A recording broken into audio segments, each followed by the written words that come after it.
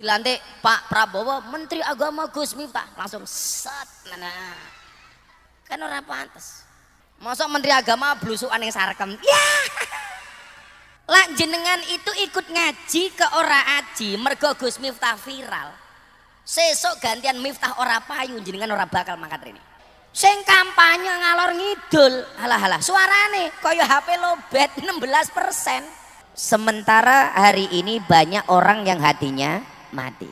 Salah satu ciri hati yang mati itu adalah kalah tapi kemelindi. Ada yang seperti itu. Enten apa mboten?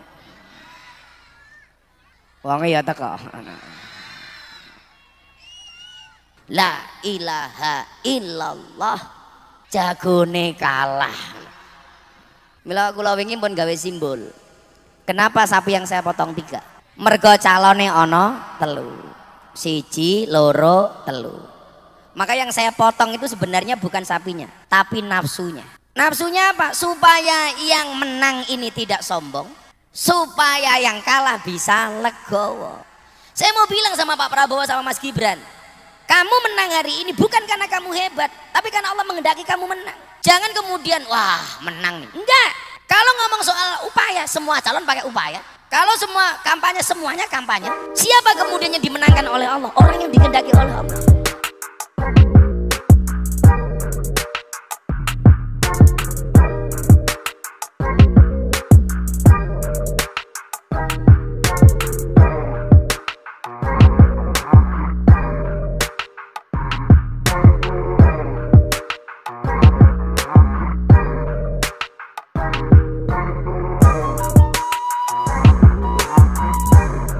Assalamualaikum warahmatullahi wabarakatuh. Sejarah malam Ahad Pahing baru hari ini Ahad Pahing bertepatan dengan malam nisfu Sa'ban, sehingga malam ini malam yang sangat warna-warni seperti jilbab ibu-ibu yang di depan ini. Walaupun sudah tua tapi nggak tahu diri, sok cantik. Peringatan malam nisfu Sa'ban itu selalu dianggap bid'ah dan bahkan menyesatkan oleh pihak-pihak yang tidak setuju malam nisfu Sa'ban itu untuk dirayakan. Mereka menolak tentang pelaksanaan perayaan malam nisfu Sa'ban. Ini tentunya berbeda dengan kita kalangan ahlu sunnah wal jamaah yang setiap datangnya pertengahan bulan Sa'ban kita selalu diperintahkan oleh para masyayikh untuk membaca setelah sholat maghrib surat Yasin sebanyak 3 kali. Di mana perlunya dan pentingnya tentang kita merayakan malam nisfu Sa'ban. Man ahya lailatan nisfi min Sa'ban lam yamut qalbuhu khina tamutul qulub. Barang siapa menghidupkan pertengahan malam nisfu Sa'ban, itu hatinya akan dijaga oleh Allah lenteranya. Sementara hari ini banyak orang yang hatinya mati. Salah satu ciri hati yang mati itu adalah kalah tapi kemelindi. Ada yang seperti itu. Enten apa mboten?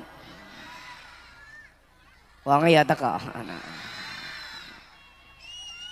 Ono hati yang hidup, ada hati yang mati. Kira-kira jenengan pilih yang hidup apa yang mati? Hidup.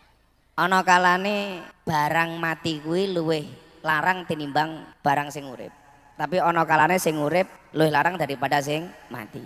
Bokonge penyanyi dangdut niku larang kalau ketika masih hidup. Tapi lek wis mati kalah larang dengan bokong sapi.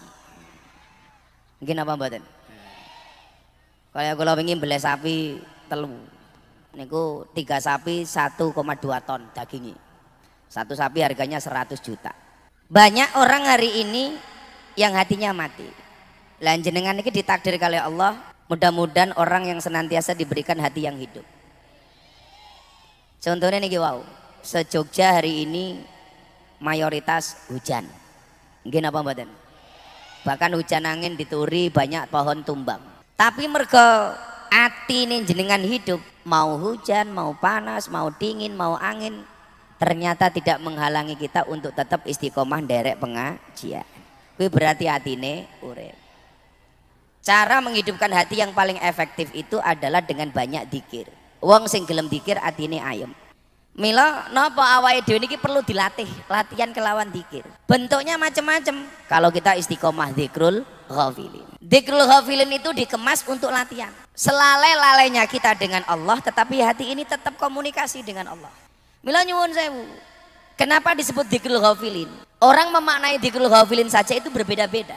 Ada yang mengatakan dzikirnya orang lupa, ada yang mengatakan orang lupa yang masih mau dzikir. Kalau dianggap dzikirnya orang lupa, nyuwun sewu, karena banyak di antara kita yang mulutnya berzikir tetapi hati dan pikirannya lalai dari Allah. Ketika Gus Karim kaya wau, afdalu dzikri fa'lam annahu la ilaha illallah. Harusnya ketika hati itu hidup ada kesamaan antara lisan yang mengucapkan la ilaha illallah dengan hati dan pikiran, nyambung. Afdalu dzikri fa'lam annahu la ilaha illallah. Lisannya mengucapkan kalimat tahlil, atine ayem, uteke niki nyambung. Sing dieling-eling mung satu zat yaitu Allah. Tapi faktanya lak mboten. Begitu afdalu dzikri fa'lam annahu la ilaha illallah. Lisannya mengucapkan la ilaha illallah, atine tetap ora ayem, otaknya kemana-mana. Begitu la ilaha illallah, seharusnya apa? Allah. Ternyata yang diingat-ingat bukan itu. La ilaha illallah, utange urung lunas. La ilaha illallah, ning omah bar padu karo bojone. La ilaha illallah, jagone kalah. Mila kula wingi pun gawe simbol. Kenapa sapi yang saya potong 3? Mergo calone ana 3. 1, 2, 3. Maka yang saya potong itu sebenarnya bukan sapinya, tapi nafsunya. Nafsunya apa? Supaya yang menang ini tidak sombong, supaya yang kalah bisa legowo. Maka saya potong lehernya. Bismillahirrahmanirrahim ben kabeh sadar. Maka saya bilang, ketika orang tanya sama saya, Gus, minta apa pengen mau gimana Gus? Bener jadi menteri apa enggak? Enggak. Saya enggak pengen jadi menteri. Saya tadi bilang sama Pak Diko ini Bupati Kendal, calon gubernur Jawa Tengah. Yang dari Jawa Tengah ngacung, dari Wonosobo macam-macam, Magelang ini banyak mas, Klaten. Oke mas, wargamu sok ning kene oke mas. Ini Jawa Tengah mana? Jawa Tengah sing kono kae Jawa Tengah. Kae akeh bukan Jawa Tengah itu. Nah, ini Pak Diko besok ini nyalon gubernur Jawa Tengah. Dekengane Gus Miftah. Kalau Jawa Tengah Gus Miftah punya calon gubernur, kira-kira melu Gus Miftah apa mboten? Rungokno. Selin rencana besok pagi, tapi ternyata berangkatnya ke sini harus sama Marcel. Saya ditanya, "Apa bener kok, Bah? Si Selin mau masuk Islam?" Jadi kemarin ketemu di Istora, pas Abah diminta berdoa untuk acaranya kemenangan Pak Prabowo itu, saya ketemu Selin, "Bah, boleh nggak saya ke Jogja?" "Kenapa, Dok? Saya pengen declare, saya pengen masuk Islam." Waktu itu terhindar dari bala, terhindar dari fitnah, terhindar dari musibah. Kenapa? Karena dijaga oleh Allah. Makanya jenengan kemarin kalau melihat TV itu siaran langsung di TV, kenapa Gus Miftah ketika berdoa mengucapkan inna lillahi wa inna ilaihi rajiun? Karena hakikatnya jabatan itu atas kuasa Allah.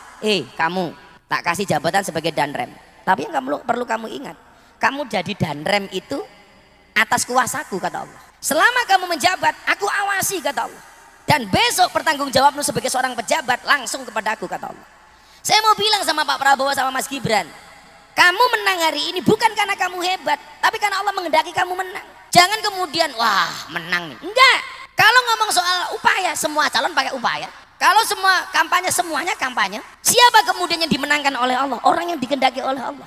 Makanya kenapa ada ayat yang bunyinya qulillahumma malikal mulki tu'til mulka man tasha wa tanzi'ul mulka mimman tasha wa tu'izzu man tasha wa tudhillu man tasha biyadikal khair innaka ala kulli syai'in qadir. Yang bisa ngasih kuasa itu hanya Allah, yang bisa mencabut juga Allah. Kalau Allah sudah kasih kuasa, coba perjalanan Pak Prabowo umpamanya 2029 kalah, enggak putus asa. 2000 berarti rasanya ya 2009 wis nyalon goblok. Dadi wakile Bu Megawati. Ki ayo matur-atur tak swandet lho kowe. 2009 kalah maju. 2014 kalah lagi. 2019 kalah lagi. Baru kemudian ketika 2024 Allah berkehendak, siapa yang bisa menolak? Walaupun alasan untuk menyerang Pak Prabowo itu sama, HAM lah, nggak punya istri lah, kakinya pincang lah. Tapi 2024 kemudian apa? Itu hilang semua, ganti gemoy lah, santuy. Coba lagi di Jawa Barat, Komeng nyalon DPD, nggak bikin gambar, cuman masang gambar sing lucu. Ternyata suaranya Komeng di Jawa Barat lebih banyak daripada suaranya Pak Ganjar. Sing kampanye rano sing milih, sing ra kampanye malah dipilih. Apa karena Komeng hebat? Enggak. Tapi karena Allah mengendaki Komeng jadi. Nggih napa mboten? Sing kampanye ngalor ngidul, halah-halah suarane koyo HP lobet 16%. Ya enggak kampanye, Allah jadikan. Ini menunjukkan apa? Ketika kayak Pak Diko besok jadi gubernur, jangan Anda mengatakan, oh karena saya kampanye hebat, karena saya kesana kemari. Enggak. Mau berikhtiar kayak apapun Allah nggak mengendaki, ora iso bro. Makanya kenapa di TikTok sekarang yang viral soalnya Gus Miftah, innama amruhu idza arada syai'an ayyaqula lahu kun. Karena kalau Allah berkehendak kun fayakun. Jangan salah. Siapa yang bisa melawan kun fayakunnya Allah? Pak Panglima TNI ini, atasannya Pak Danren. Ketika haji di Arafah, saya pukul ini pundaknya. Kamu Panglima TNI. Beliau tanya, serius Gus? Nggak usah tanya serius apa enggak. Ternyata benar 2022 haji sama saya tak pukul pundaknya jadi Panglima TNI. Allah takdirkan 2024 jadi Panglima TNI. Kok iso Gus? Ya mungkin cangkemku pas. So ngerti jika tak keplak ndase dadi gubernur tenan atau. Kalau malah orang ajar mbok dikeplak Gus katanya itu. Mila nyuwun sewu tak terus ki babakan sing ati iso nangis niku wau. Miturut Syekh Ahmad Zaruk di dalam Sarhul Hikam, hati yang hidup itu ciri-cirinya begini, coba diingat-ingat. Fal qalbul hayy, maka hati yang hidup huwa adalah alladzi yata'allam bil ma'asi. Hati yang merasa pedih atas kemaksiatan. Wa yataladzadu bitta'ah, dan dia merasakan kenikmatan ketika melakukan ketaatan. Kok ada hati dia merasa sedih ketika melakukan kemaksiatan dan merasakan nikmat ketika dia melakukan kebaikan, itu adalah ciri-ciri hati yang hidup. Maka nyuwun sewu, kok ada orang mencari senang di tempat maksiat, itu jelas hatinya adalah hati yang mati. Kok Anda melakukan ketaatan hatinya bahagia dan merasakan kelezatan, itu tanda-tanda hatimu hidup. Kok jenengan derek ngaji hatinya gelisah, pengen dang rampung, pengen dang mulih, itu jelas ada yang salah di dalam hati. Tapi kiai ini mboten menarik Gus. Yang tidak menarik itu bukan kiainya, tapi hatimu sing rusak. Aja nyalahke kiai ini. Contoh ngeten mawon. Lak jenengan itu ikut ngaji ke ora aji mergo Gus Miftah viral. Sesuk gantian Miftah ora payu, jenengan ora bakal mangkat rene. Wong manusia itu ada naik turun kok. Ayo pertanyaan saya. Tolak ukurmu viral apa nikmatnya hati ketika ikut pengajian? Nih. Nyaman apa mboten? Mila teng mriki definisi sederhana. Hati yang merasa pedih atas kemaksiatan. Ketika berbuat maksiat kok hati ini, ya Allah kok aku maksiat. Niku tandane atine jenengan niku urip. Bar bentak bojone. Mas, bajingan kok. Aduh ya Allah. Kok iso aku ngarani bojoku bajingan? Padahal jen oh ya Allah. Tapi kok setelah memaki suami, modiar ki lho, aku wong wedok sing wani karo wong lanang. Kuwi kira-kira ati urip napa ati sing mati? Mati. Tapi begitu jenengan ngomong kasar karo bojone, lho kok aku ngene ya? Itu bukan sifat saya nggak pernah membentak pasangan saya. Kenapa hari ini saya membentak pasangan saya? Hati ini kok sedih, gue berarti hati murid. Ya niki latihan alon-alon, kalau nggih latihan. Soalnya apa-apa aku tuh nganggo ilmu Pak Diko. Aku nganggo peci mau nganggo ilmu. Ilmune santri yang ini, nganggo peci ini ala santri. Pengajian ngantuk. Ini. Calonnya kalah. Ini. Ilmunya macam-macam. Kalah main. Lah menang. Oh lah menang sak sae penak menang kok ngene penak wah. Menangnya sak sae entuk. Shallu ala Nabi Muhammad. Nah. Kok ana pengajian krungu kabar. Jenengan langsung niatkan saja, saya besok akan hadir. Begitu niat, itu hati itu sudah mulai harum. Wes kayak disemprot parfum nih kan. Wah, sebulan meneh iki pengajian, aku melu, aku mangkat. Baru niat saja itu hatinya sudah harum, kayak baru disemprot parfum nih, set langsung harum. Setiap hari dia angen-angen, aku sesuk mangkat pengajian. Oh, sesuk ning kono ana selawatan aku teko. Hatinya tambah harum. Kemenangan umat Islam itu apa? Baru niat saja sudah berpahala. Sementara kalau orang itu berbuat dosa, sudah berbuat dosa sekalipun, itu masih dikasih kesempatan oleh Allah untuk kembali dengan cara bertobat. Tisunya tapi mbok ngomong tapi. Ya Allah berkah malam Nisfu Sa'ban ya Allah, amin amin. Sesuk krungu pamane jenengan krungu. Oh ning kono ana selawatan karo Habib kae. Sesuk aku mangkat. Pokoknya ben ana krungu kabar pengajian jenengan niati saja untuk berangkat. Walaupun pada akhirnya enggak berangkat, tetapi sudah menang niat. Contoh ngeten mawon. Sesuk aku lak duwe duit, aku arep sedekah. Walaupun sampai akhirnya kamu nggak punya duit, sudah punya pahala gara-gara niat bersedekah. Diniati dulu aja. Engko mulai umpamane, oh iki mumpung malam Nisfu Sa'ban, di mana amal kita diajukan kepada Allah untuk dilihat, disetorkan kepada Allah. Enggak aku mulai aku niat bojoku nang omah wis ngenteni, aku ora ngeloni bojoku umpamane. Loh, niat ngeloni bojo niku pahala apa mboten? Pahala. Gaspol. Begitu tekan ngomong langsung buka kamar. Oke gas, oke gas. Lah hati itu yang tidak pernah tersentuh dengan Allah, itu ketika hati itu dimasuki oleh setan. Kuwi Gusti Allah ra bakal salaman. Nomor loro napa? Jangan cinta dunia terlalu berlebihan, cinta jabatan terlalu berlebihan. Makanya di mana-mana saya ditanya, Gus Miftah pengen jadi menteri apa enggak? Enggak. Saya semalam bilang sama Pak Danrem, ora. Mosok menteri kok gondrong kan ra pantes. Mosok dilantik Pak Prabowo menteri agama Gus Miftah langsung set nah. Kan ora pantes. Mosok menteri agama blusukan yang sarkem. Ya. Setelah sing wong liya-liya niku mawon. Kula tak dadi bolone Pak Danrem karo bolone Pak Prabowo mawon. Karo bolone Pak Diko.